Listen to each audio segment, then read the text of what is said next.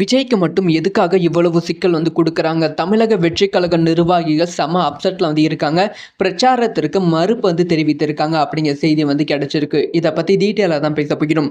அதாவது விஜய் அவர்கள் சின்னதா மாநாடு, இல்ல பொதுக்குழு கூட்டம் ஏதாவது ஒரு நிகழ்ச்சி வச்சா, இல்ல ஏதாவது ஒரு இடத்துக்கு போணும் அப்படின்னு சொல்லி காவல் அதிகாரிகள் கிட்ட அனுமதி கேட்டா, காவல் அதிகாரிகள் தொடர்ந்து குடுக்காம தடை மேல் தடை குடுத்து கொண்டு தான் வருகிறார். தொடர்ந்து மாநாட்டிலிருந்து பொதுக்குழு கூட்டத்திலிருந்து எல்லாத்தையுமே இந்த ஒரு விஷயம் நடந்து கொண்டு தான் இருக்கு.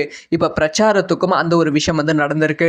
அதாவது திருச்சியில தன்னோட முதல் பிரச்சார பயணத்தை விஜய் அவர்கள் ஆரம்பிக்கலாம் அப்படிங்கிற பிளான்ல இருந்தாங்க செப்டம்பர் 13ஆம் தேதி.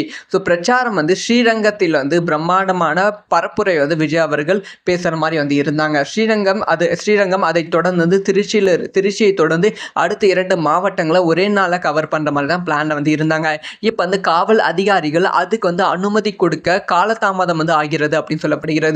புசியான் தரப்பில் மனு கொடுக்கப்பட்டிருக்கு. ஆனா மனு கொடுக்க போகும்போது புசியானந்த தவிர சில பேரை தவிர யாருமே உள்ள வரக்கூடாது அப்படின்னு சொல்லி காவல் அதிகாரிகள் மிரட்டி இருக்காங்க. இதுக்கு முன்பு திமுக அதிமுகவுக்கு மனு கொடுக்க போனா எல்லாரும் தான் உள்ள போவாங்க. ஸோ திமுக அதிமுகவை எதுவுமே சொல்லாத தமிழக போலீஸ் விஜய்க்கு மட்டும் எதுக்காக இவ்வளவு ரிஸ்ட்ரிக்ஷன் கொடுக்குறாங்க அப்படிங்கிற கேள்வி எழுகிறது. அது மட்டும் இல்லாமல் 13ஆம் தேதி இந்த இடத்துக்கு வேணாம், இந்த ஃபங்க்ஷன் இருக்குது, அந்த ஃபங்க்ஷன் இருக்குது அப்படி சொல்லியே விஜயை தாமதமாக்கி கொண்டு இருக்காங்க. தன்னோட அரசியல் பயணத்தை ஆரம்பிக்க விடாமல் தடுத்து கொண்டு இருக்கிறார்கள்.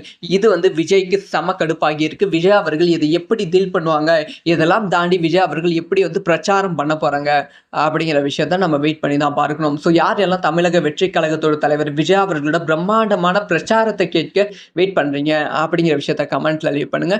இந்த மாதிரி எல்லா நியூஸும் தகு தெரிஞ்சுக்கணும். சப்ஸ்கிரைப் பண்ணி சப்போர்ட் பண்ணுங்க. வீடியோ பிடிச்சிருந்தா லைக் பண்ணுங்க.